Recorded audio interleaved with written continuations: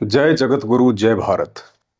भाइयों और बहनों, कौन कहता है कि हिंदुस्तान में 80% हिंदू रहते हैं? जगत गुरु संत रामपाल जी के फॉलोअर्स को छोड़कर हिंदुस्तान में एक भी व्यक्ति असल में हिंदू नहीं है, बल्कि काफिर हैं, काफिर। इस देश के चारों शंकराचार्य, सभी आचार्य, राम भद्राचार्य, मंडलेश्वर, महामंडलेश्वर, श्री श्री 1008 वाले फर्जी जगत गुरु, गिरी, पुरी, नागा, ओघड़ और वैष्णव साधु संत महात्मा, जिन्हें देश की जनता सनातन धर्म का रक्षक मानती है, मैं पवन दास, बाबा रामपाल का अदना सा भगत, सोशल मीडिया पर खुलेआम सनातन धर्मशास्त्रों के विरुद्ध ज्ञान देने वाले इन सभी बाबाओं को प्रेम पूर्वक देश हित में शास्त्रार्थ के लिए चुनौती देता हूं। यदि इनमें से कोई एक भी अपने आप को मुझ पवन दास के साथ किसी भी नेशनल टीवी चैनल पर लाइव डिबेट में सही मायने में हिंदू साबित करके दिखा दे कि हम हिंदू संत हैं, खुलेआम देश की जनता के सामने कह रहा हूं, यदि इन्होंने स्वयं को हिंदू साबित कर दिया तो मेरा मुंह होगा और इनका पेशाब। और यदि ये लोग ऐसा नहीं कर पाए तो इन सभी तथाकथित धर्मगुरुओं को सृष्टि में प्रथम पूजनीय पूर्ण परमेश्वर सतगुरु रामपाल जी भगवान से दीक्षा लेकर उनका शिष्य बनना होगा, ताकि अगले जन्मों में ये धर्म के दुश्मन शास्त्र विरुद्ध साधना करके स्वयं भी पशु योनियों में गधे, कुत्ते, सुअर बनकर महाकष्ट भोगने से बचें और देश की करोड़ों की भोली भाली जनता को भी बचाएं। इन धर्म गुरुओं को असल में हिंदू की क्या पहचान है ये भी नहीं पता। हिंदू की परिभाषा क्या है, किसे कहते हैं हिंदू, चलिए आपको समझा देते हैं ताकि डिबेट में आपको आसानी होगी। पहली पहचान, हिंदुस्तान में निवास करने वाले जिस स्त्री पुरुष का कोई गुरु नहीं है, गुरु भी तत्वदर्शी हो, जिसे मात्र वेद, गीता और पुराणों का ही नहीं बल्कि पूरे विश्व के सभी धर्म ग्रंथों का पूर्ण ज्ञान हो, जिसे विश्व की लगभग 2700 से ऊपर भाषाओं का पूर्ण ज्ञान हो। और ऐसा तत्वदर्शी गुरु एक समय में धरती पर एक ही होता है। यदि आपने ऐसे संत को अपना गुरु धारण नहीं कर रखा है तो आप हिंदू नहीं हैं बल्कि काफिर हैं, काफिर। दूसरी पहचान, यदि आपकी भक्ति साधना वेदों और गीता जी के अनुसार नहीं है तो आप हिंदू नहीं बल्कि काफिर हैं, काफिर। क्योंकि चारों वेद और गीता जी में कहीं भी राम राम, हरे राम, जय सिया राम, हरे कृष्णा हरे राम, ओम नमो भागवते वासुदेवाय नमः, ओम नमः शिवाय, राधे राधे, जय श्री कृष्णा आदि इस तरह के कोई भी मंत्र जपने का ना ही तो भगवान का आदेश है और ना ही इन मंत्रों का कहीं कोई उल्लेख है। इसलिए उस तत्वदर्शी संत के बताए मंत्रों के अलावा यदि कोई भी व्यक्ति इन मनमुखी मंत्रों का जाप करता है तो वह हिंदू नहीं बल्कि काफिर है, काफिर।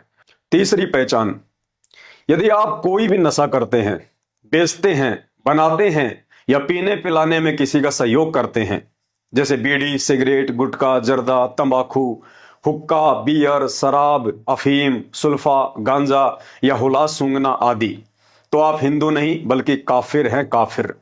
क्योंकि पौराणिक कथाओं के अनुसार तंबाकू के पौधे की उत्पत्ति गाय के खून से हुई है। अब एक तरफ तो आप गाय को अपनी माता कहते हैं और दूसरी तरफ उसी मां का खून पी रहे हैं, तो आप काहे के सनातनी, काफिर हैं, काफिर।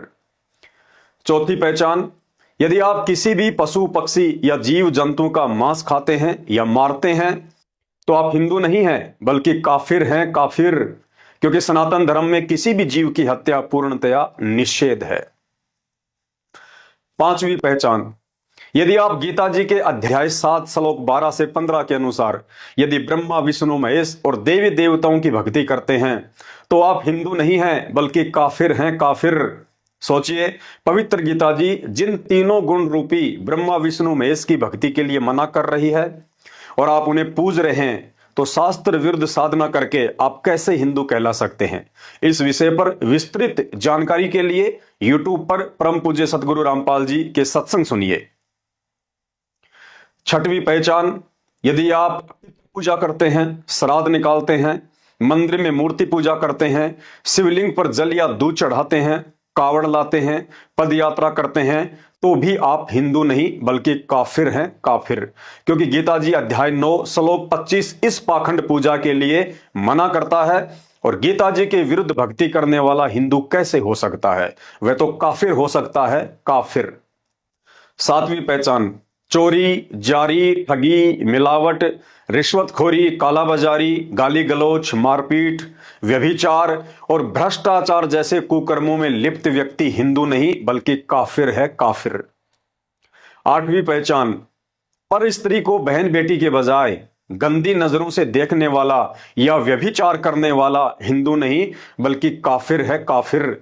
शास्त्र कहते हैं, पर नारी को देखिए बहन बेटी के भाव, कहे कबीर काम नाश का यही सहज उपाय। नौवीं पहचान, जो व्यक्ति ब्याज पर पैसा उधार देता है वो हिंदू नहीं बल्कि काफिर है, काफिर।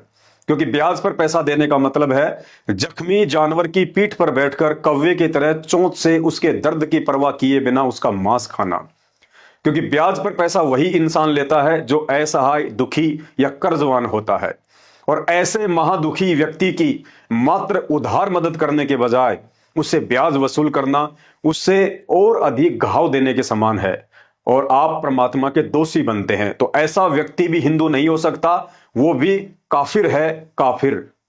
भाइयों और बहनों, अब आपके मन में एक सवाल उठेगा कि इन मर्यादाओं का पालन करना तो हमारे 33 करोड़ देवी देवता और ब्रह्मा विष्णु महेश के वश से बाहर की बात है, फिर इंसान कैसे निभा सकता है? जी हां, बिल्कुल सही सोचा आपने। इन सभी सद्गुणों से हमारे देवी देवता भी परिपूर्ण नहीं है। हमारे 18 पुराण देवी देवताओं के कर्म व कुकर्मों के साक्षी हैं। देवताओं के राजा इंद्र ने अपने ही गुरु गौतम ऋषि की पत्नी अहिल्या के साथ क्या किया था सर्वविदित है, बताने की जरूरत नहीं है।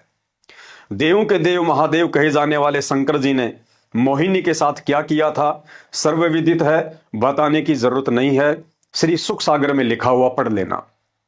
श्री विष्णु जी ने शंखचूड़ राक्षस की पत्नी तुलसी के साथ शंखचूड़ का रूप बनाकर क्या किया था सर्वविदित है, बताने की जरूरत नहीं है। श्रीमद् देवी भागवत पुराण को पढ़ लेना। श्री ब्रह्मा जी ने अपनी ही पुत्री सरस्वती के साथ क्या कुकर्म किया था सर्वविदित है, बताने की जरूरत नहीं है। श्री ब्रह्म वैवर्त पुराण में पढ़ लेना। श्री कृष्ण जी ने कुब्जा का कुब्ज ठीक करके उसके घर जाकर उसके साथ क्या किया था सर्वविदित है, बताने की जरूरत नहीं है। श्री सुख सागर में पढ़ लेना। आपको इस तरह के और भी सैकड़ों प्रमाण हमारे परम आदरणीय देवी देवताओं के रास लीलाओं के मिल जाएंगे। भाइयों और बहनों, कारण एक ही था, इन देवी देवताओं को भी आपकी तरह तत्वदर्शी संत नहीं मिला जो अपना पवित्र ज्ञान, सच्चे मंत्र और आशीर्वाद देकर उन्हें उत्तम चरित्र वाला बनाकर मोक्ष का अधिकारी बना देता।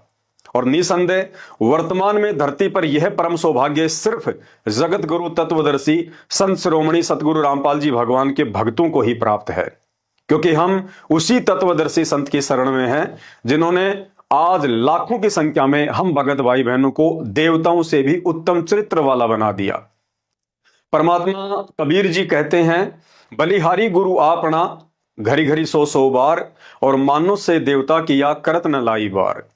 यदि मीडिया और सरकार धर्म के नाम पर समाज में कैंसर की तरह फैल चुके इन तमाम स्वयं को सनातनी और कट्टर हिंदू कहने वाले साधु संत शंकराचार्यों के अज्ञान और पाखंड को जनमानस के सामने लाकर इस देश को वास्तव में एक सच्चे हिंदू राष्ट्र की श्रेणी में लाकर खड़ा करना चाहती है तथा शास्त्र विरुद्ध घटिया साधना और कर्म कांड से मुक्त करना चाहती है, तो परम पूज्य परमेश्वर सतगुरु रामपाल जी भगवान के चरणों की धूल मैं पवनदास अपने गुरुदेव के आशीर्वाद से इन सभी तमाम कथित धर्मगुरुओं से शास्त्रों के आधार पर ज्ञान चर्चा के लिए तैयार हूं।